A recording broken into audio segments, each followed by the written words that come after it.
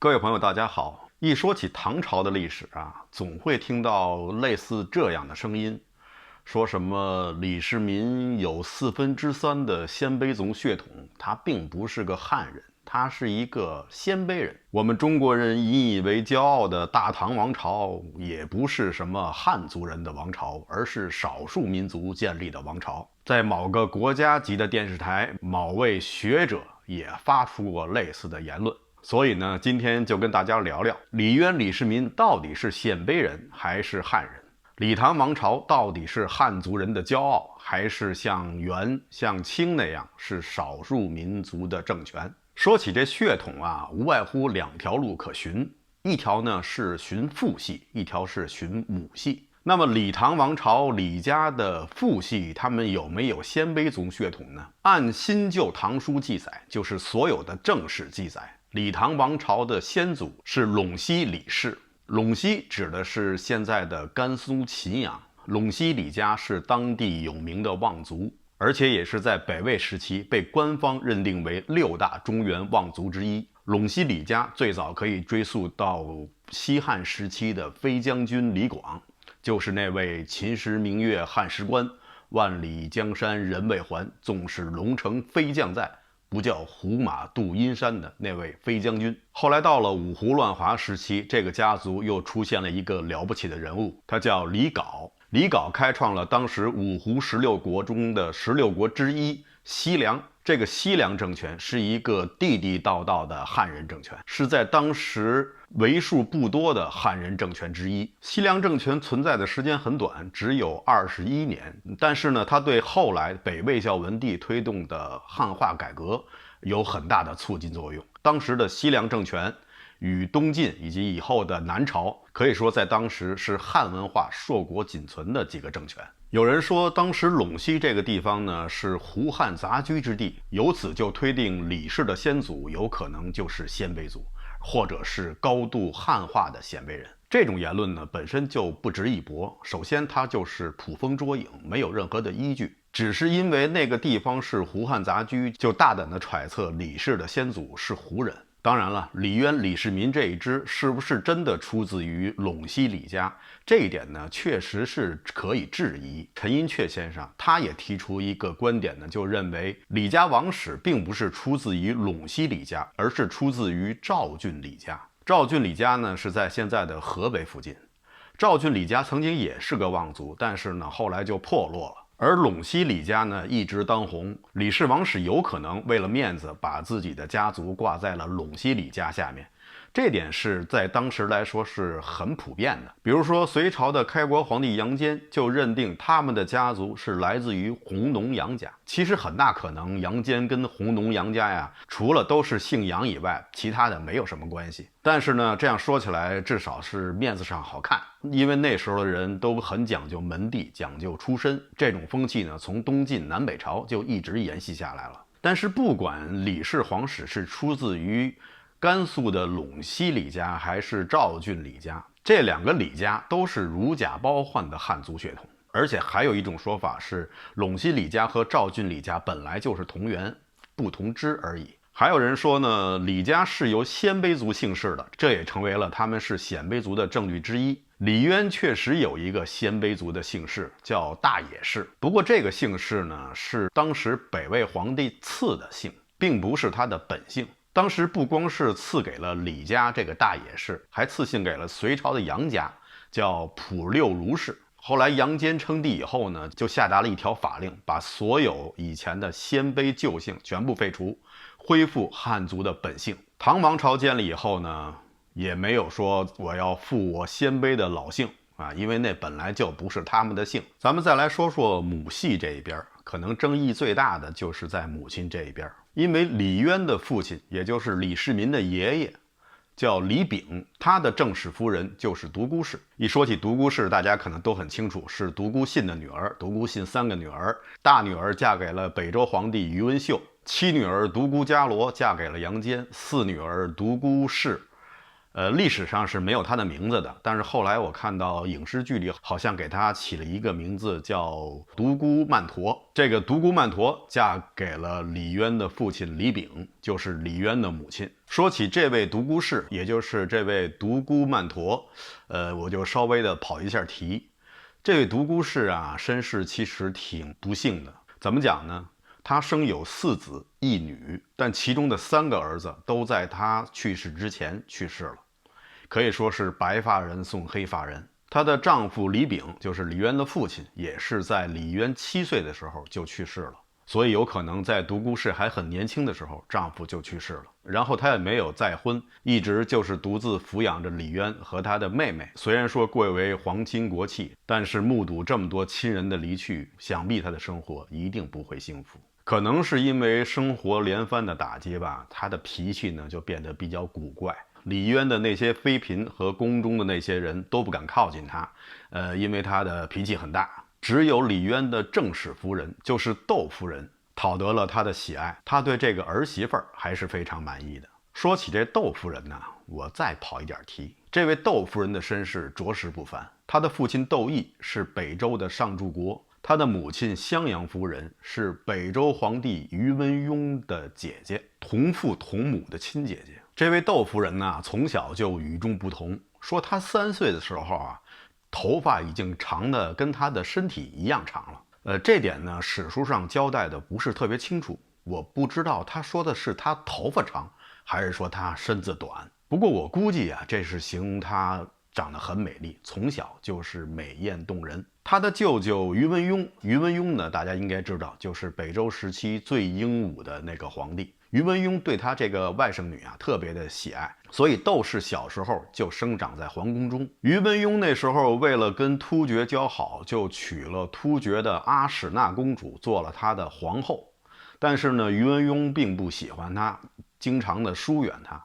这时候呢，还非常年幼的窦氏就跟于文邕说舅舅，你不应该疏远这位阿史那公主，现在咱们平定天下还非常依赖于突厥的帮助，所以呢，你要控制一下自己的感情，要做到雨露均沾。这个雨露均沾不是他说的，是后世的某个人加上去的。于文邕听了这些话呢，就觉得非常的惊讶，觉得这小女孩啊非常有战略眼光，就听从了他的建议。后来窦毅跟襄阳公主知道这事儿以后呢，窦毅就说这个孩子呀非比寻常，将来一定要好好的给他找一个最合适的夫婿。等到窦氏到了待嫁的年龄，他的父亲窦毅呢还真搞了一个特别的方式来为他这个宝贝女儿招亲。窦毅呢就在一个屏风上挂了一幅孔雀的画，然后就告诉城中的那些贵族子弟们，在多远距离之外，你要能够2支箭都射中孔雀的眼睛，我这宝贝女儿就嫁给你。结果呀，城里的这些贵族子弟呀，都是久目窦氏的芳名和美貌，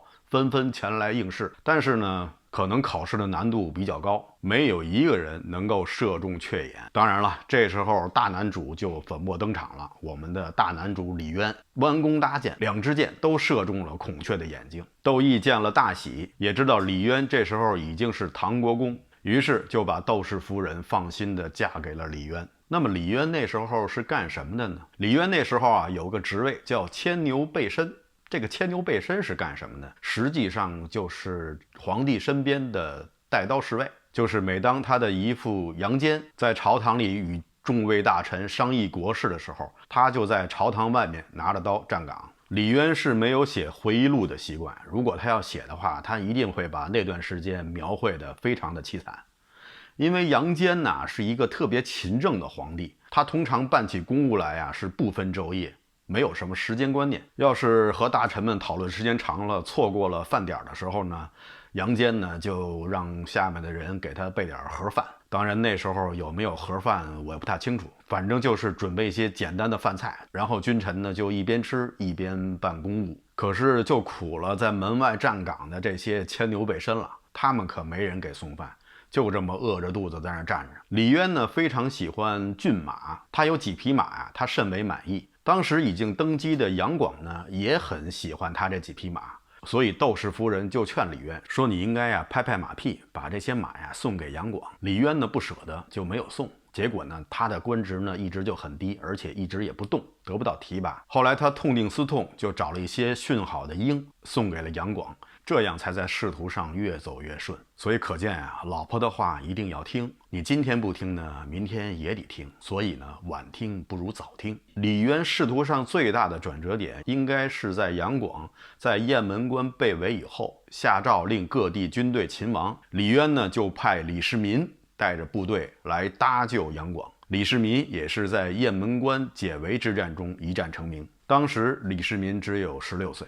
不好意思啊，刚才好像又跑题了。不过呢，这是说说关于李渊，也是李唐王朝初期的一些事情，所以呢，不应该算跑题。咱们接着说这个母系的血统，独孤氏也好，窦氏夫人也好，他们的家族应该说都是鲜卑家族。但是，是不是100%的鲜卑家族，或者说是鲜卑血统所占比例非常高的鲜卑家族呢？这一点就很值得商榷了。关于独孤氏的母亲，历史上没有记载，但是呢，独孤氏肯定不是嫡女，也就是说，她肯定不是独孤信的正室夫人，那位鲜卑族的夫人所生。其实不光是她，嫁给隋文帝杨坚的独孤伽罗，以及嫁给北周皇帝的那位独孤氏，他们2个人的夫人在历史上都有记载是汉族女。就算独孤氏的母亲是鲜卑人，窦氏夫人的父母呢也都是鲜卑人，那么独孤氏和窦氏身上的鲜卑血统又有多少呢？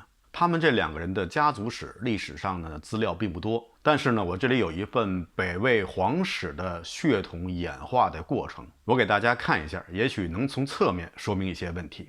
下面这些资料呢来自于中国的正史，说的是北魏王朝血统的中国画表。第一是北魏的创始人道武帝，就是拓跋圭，他算是100%的鲜卑人，假定他是100%的鲜卑人。其实鲜卑拓跋部他们一直认为自己是汉族的后裔，他们也以此为傲，认为自己区别于其他的像慕容部啊其他的部的一些鲜卑。这个呢，我在以前的视频节目中跟大家提到过。不过呢，咱们就抛开这些不确定因素，咱们就说北魏创始人拓跋圭他是100%的鲜卑族血统。等到了第2代北魏明元帝，就是1/2，因为明元帝的母亲叫刘贵人，是汉族，所以呢，明元帝就是1/2的汉族血统，1/2的鲜卑族血统。然后咱们由此往下推，到了北魏孝文帝，就是拓跋宏的时候呢，因为在之前他的父亲呢、祖父啊、曾祖父啊都是与汉家女子通婚，所以到他这里，他的鲜卑族血统就只剩下了1/32，这是北魏孝文帝。等到了北魏的最后一个皇帝孝明帝的时候，他的鲜卑族血统只剩下了128分之1。由此可见呀，推行汉化政策的孝文帝只有3.125%的鲜卑族血统，而有96.875%的汉族血统。所以这么看起来，北魏孝文帝推行汉化改革应该是顺理成章的事情。他本人就是拥有差不多97%的汉族血统的人。那么由此，我们还能够认定独孤氏和窦氏夫人是100%的鲜卑血统吗？其实鲜卑族跟汉族通婚从东汉末年就开始，一直到南北朝时期，已经跨越了400-500年的历史。400-500年又是多少代人呢？而鲜卑族呢，毕竟是少数民族。什么叫少数民族呢？就是人数少的民族。所以它在同化过程中，它的血统成分肯定是不断的降低的。所以啊，有人从独孤氏和窦氏夫人2个人的鲜卑族血统，由此推定李世民有3/4、75%的鲜卑族血统，这完全是无稽之谈。因为这个75%是建立在独孤氏和窦氏夫人都是100%的鲜卑血统的基础上的。而实际上，大家从北魏皇室这个血统的演化，由此就可以推断出，独孤家族与窦氏家族不可能是100%的鲜卑血统。也有人可能又会说，不管李渊、李世民他们身上的鲜卑血统有多少，但是肯定有，只要有就不是纯粹的汉族，他们的政权就不是汉族人的政权。那如果照此说法的话，首先北魏就应该是汉族的政权，不是鲜卑人的政权。清朝也不是满族的，应该是蒙古族和汉族的。因为康熙皇帝的祖母孝庄皇太后是来自于蒙古的博尔济吉特氏，而康熙的母亲呢又是汉人。日本也不应该是大和民族的，应该是朝鲜人，因为日本天皇曾经娶了朝鲜百济国的公主。其实啊，最关键的是，有些人没有搞清楚民族跟种族的区别。民族呢是基于文化层面，而种族呢是基于生理方面。民族是基于对这个民族的祖先、文化、语言、生活习惯等等这些方面的认同，有相同的认知的一些人聚在一起，就形成了这个民族。而种族是以血统来论的，而且这世界上可能就没有100%纯粹的种族，因为任何种族如果只在自己的圈子里繁殖，最后就会形成近亲繁殖，这个种族是不可能走到现在的。还有一点啊，就是民族属性是随父亲，不是随母亲。就是说，你父亲是什么民族，你就是什么民族，而不会考虑你母亲是什么民族。这一点呢，并没有什么性别歧视，这不过是父系社会的特征之一。所以啊，综上所述，李唐王室呢，就是汉族血统，他们建立的政权是汉族的政权，他们代表的利益是汉族人的利益，这一点呢，应该是毋庸置疑的。其实啊，这一点非常简单，就是李唐的王室成员李渊、李世民他们认为自己是哪个民族的人。他们如果是鲜卑人，非要为了统治的需要把自己装扮成汉人的话，那就有点说不通了。因为如果他们这么做的话，就等于是他们放着自己鲜卑族的祖先不去祭拜，而去祭拜汉族人的祖先。在以前的视频节目中，我曾经说过，祭祀对于中国人来说是一件非常非常重要的事情。所谓神不因非类，民不祀非族。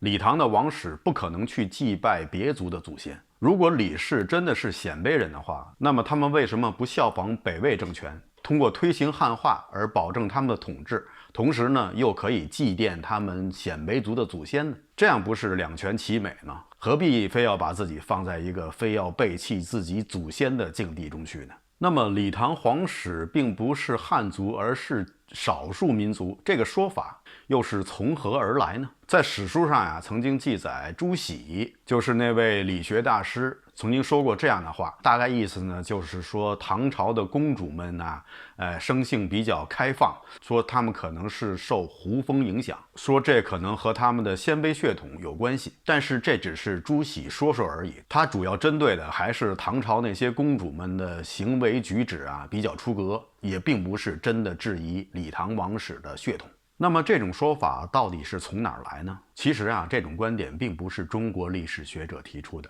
而是由日本的历史学者在抗战前夕提出的。这位日本的历史学者叫金井之中，他写了一本书叫《李唐夷狄考》。在这本书里，他认为李世民只有1/4的汉族血统，其他的3/4都是鲜卑族血统。其实啊，他提出这种观点的用意啊，完全是为当时日本侵华战争做舆论上的准备，就是想动摇中华民族的民族自豪感，让国人觉得像大唐王朝这样一个鼎盛的王朝也是少数民族创立的，那么将来大和民族统治中国应该也是可以被接受的。所以实际上他想散布的就是这样的论调，就是让中国人能够为将来被日本人统治而做好心理上的准备。所以这种观点实际上就是当初日本侵华所使用的文化手段之一。后来呢，又有一些少数民族的历史学者添油加醋，他们就想着把唐朝的伟业归于他们民族的帐下。就是这样，这种观点呢就慢慢的滋生出来。